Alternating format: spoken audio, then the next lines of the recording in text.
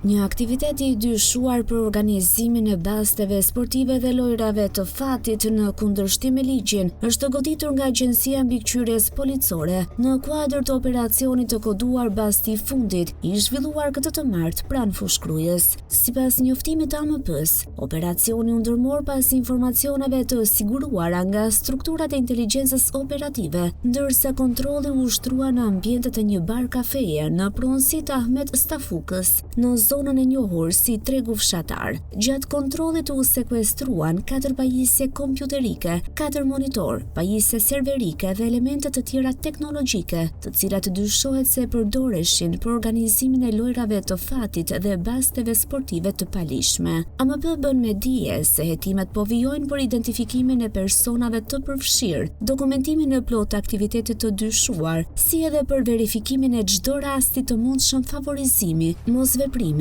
apo përfshirje të punonjësve të policisë së shtetit ose subjekteve të tjera që janë në fushën e mbikëqyrjes së agjencisë.